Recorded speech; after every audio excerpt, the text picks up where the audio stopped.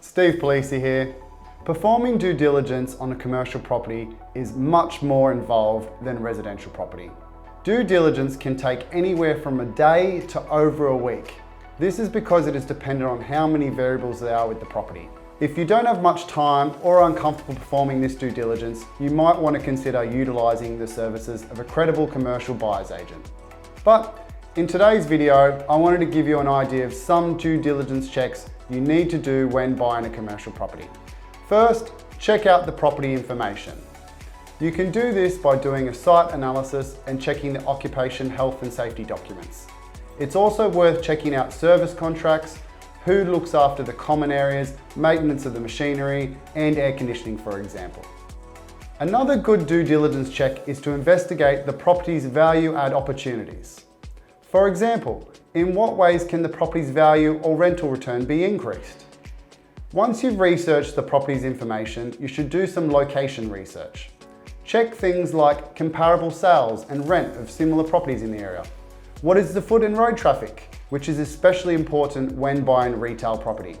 What are the vacancy periods? What does the council have in store when it comes to town planning? And what are the zoning verifications? Third, on the due diligence checklist is a tenant and business analysis.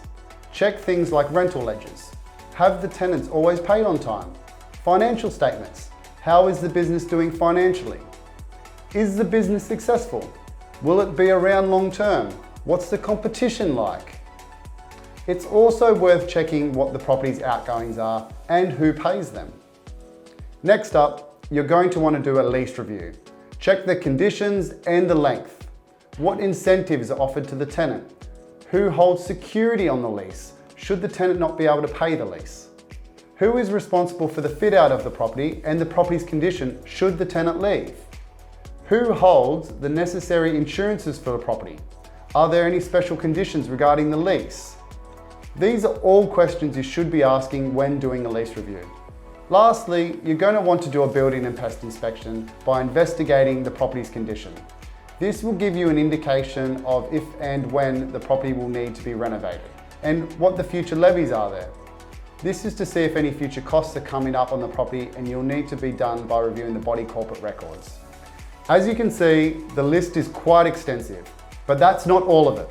If you would like a free copy of my 100-point due diligence checklist, please feel free to email me. I left my email address in the description box. If you know of someone looking into buying commercial property, make sure you share or tag them in this video. Thanks for watching, guys.